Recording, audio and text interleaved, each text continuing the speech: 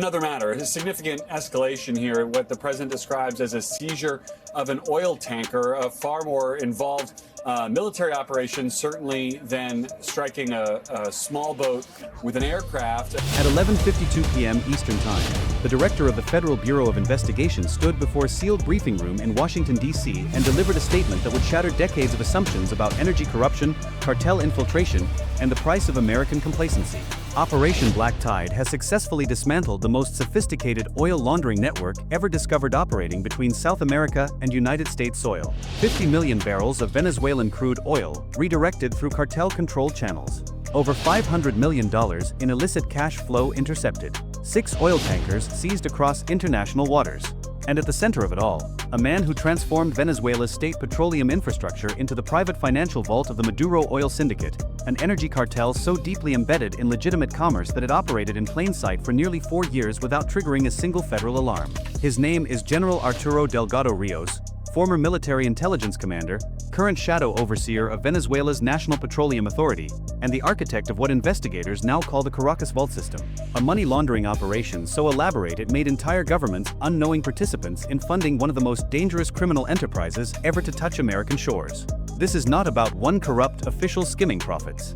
This is about a cartel that weaponized the global energy market itself. And if you think you understand how deep corruption can burrow into legitimate institutions, I promise you the next part is worse. 4:17 a.m. Caracas, Venezuela. The capital sleeps beneath a shroud of humid darkness and flickering street lamps that have not worked properly in years. Fog drifts through the industrial port district where massive oil tankers sit like sleeping giants against the black water of the Caribbean.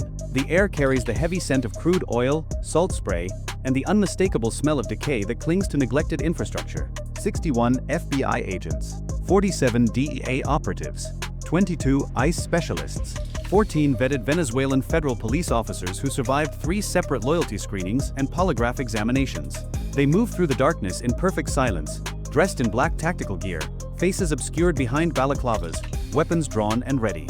The target is Facility Complex Delta 9, a sprawling industrial compound of storage tanks, administrative buildings, and underground fuel depots officially owned by a logistics corporation called Atlantic Meridian Energy Holdings. On paper, it handles legitimate petroleum transport between Venezuelan extraction sites and international markets. In reality, it serves as the operational heart of the Maduro oil syndicate smuggling empire and the personal treasury of General Arturo Delgado Rios. At exactly 4:19 a.m., the first flashbang detonates against a reinforced steel door.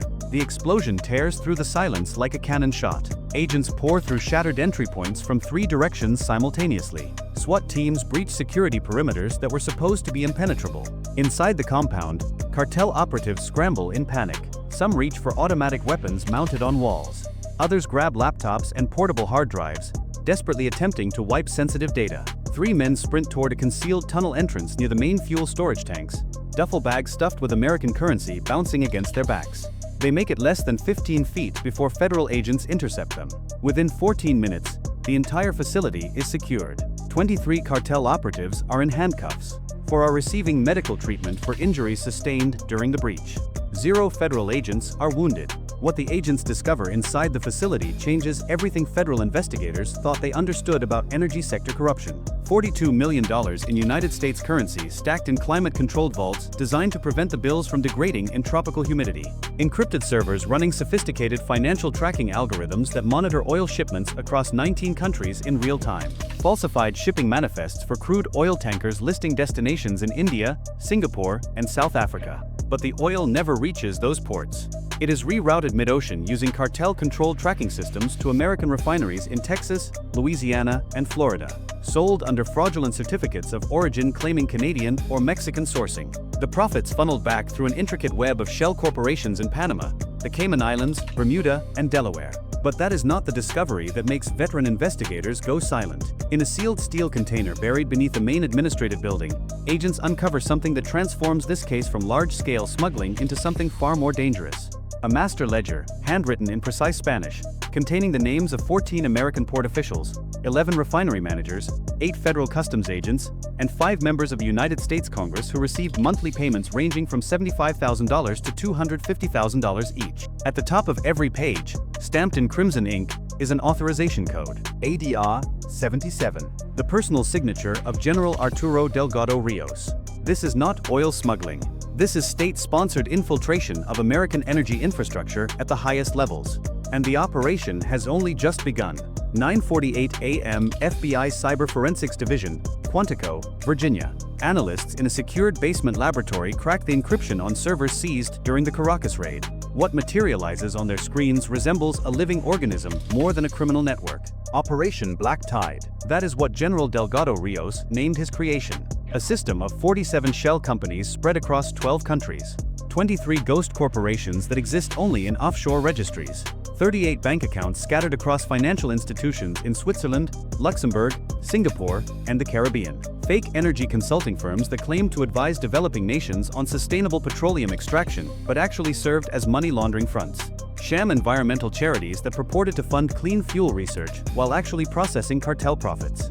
Restaurant chains in Miami and Houston that existed only as entries in accounting software. Logistics companies in New Orleans that moved nothing but falsified shipping documentation. The money flows through this network like blood through arteries. Venezuelan crude oil is extracted by state-controlled facilities operating under the direction of compromised officials.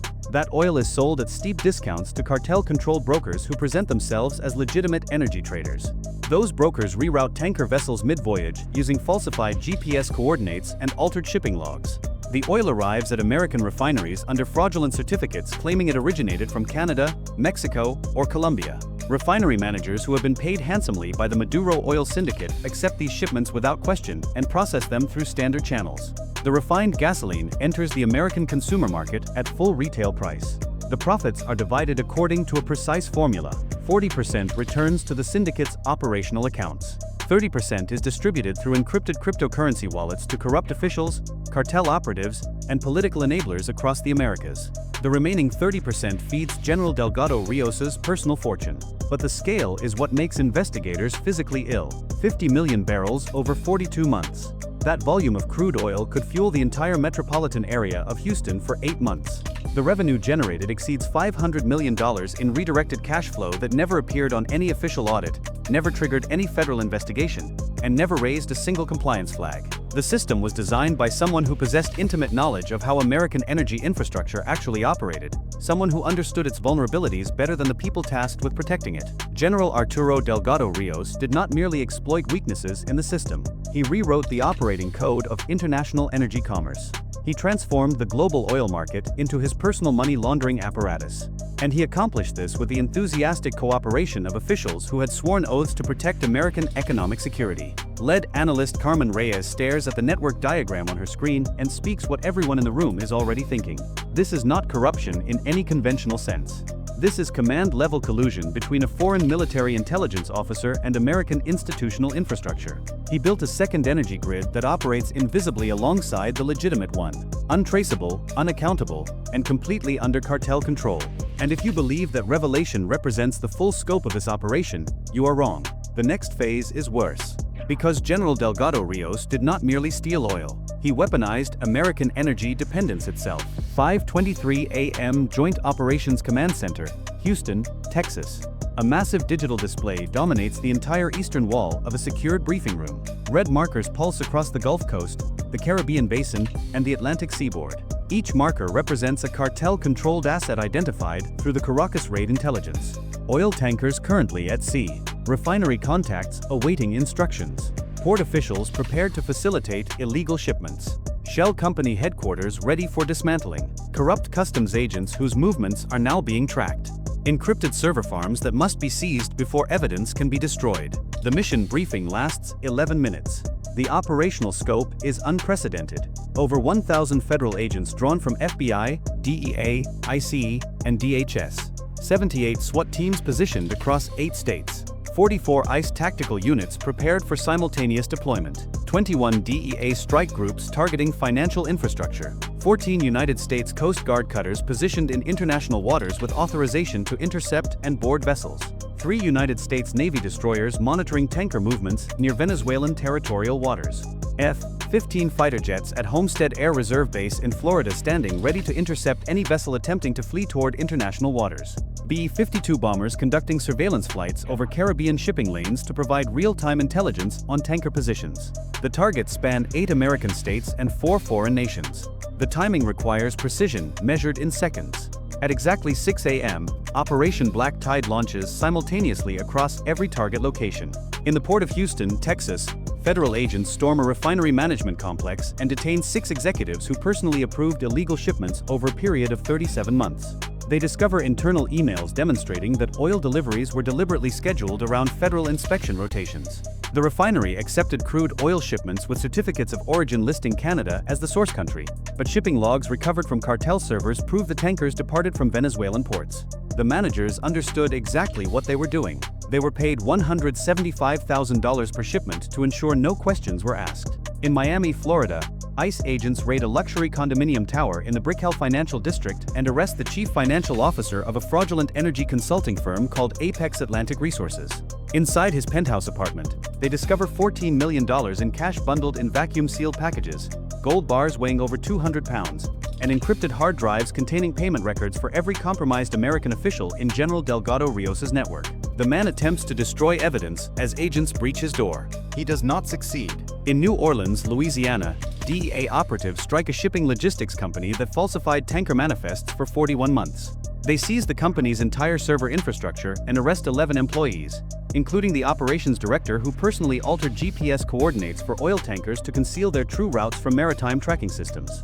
The evidence is overwhelming. Every shipment, every falsified document, every rerouted tanker, all of it traces back to authorization codes originating from General Arturo Delgado Rios in Caracas, Venezuela. In the waters of Lake Maracaibo, a joint task force of FBI agents and vetted Venezuelan federal police raid a cartel-controlled fuel depot hidden among legitimate industrial facilities.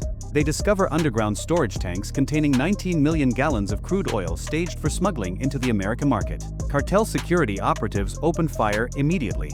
The firefight lasts 13 minutes. 4 cartel members are killed. 9 are captured. 2 federal agents sustain minor injuries that do not prevent them from completing the operation. Inside the depot, investigators discovered detailed maps showing smuggling routes through the Caribbean that were designed to avoid American Coast Guard patrol patterns. Coded communication logs revealed direct correspondence with American refinery managers. A steel briefcase contains $6 million in United States currency alongside detailed payment schedules for corrupt officials. In the Atlantic Ocean, 230 nautical miles east of Puerto Rico, the United States Coast Guard intercepts the 6th tanker vessel linked to Operation Black Tide. The ship is registered under a Panamanian flag and operated by a shell company headquartered in Liberia. It carries 4.2 million barrels of Venezuelan crude oil, accompanied by falsified documentation claiming the cargo originated in Colombia. When Coast Guard officers board the vessel, the crew attempts to destroy evidence by throwing laptops and external hard drives into the ocean. Coast Guard divers enter the water immediately and recover every device. The captain is arrested. The tanker is seized. The oil is redirected to United States government custody pending forfeiture proceedings. By noon Eastern Time, the operational results exceed all projections. 43 arrests across 4 countries. 6 oil tankers seized in international waters. 47 shell companies identified for dismantling. 23 offshore accounts frozen by coordinated action with international financial authorities. Over $500 million in assets confiscated or placed under federal control. But the most alarming discovery emerges from encrypted communications recovered during the Miami raid. General Arturo Delgado Rios had already begun planning the next phase of expansion. Internal documents reveal his intention to extend the smuggling network into liquefied natural gas, using the same corrupted infrastructure to move LNG from Venezuela to European markets under fraudulent Russian certificates of origin.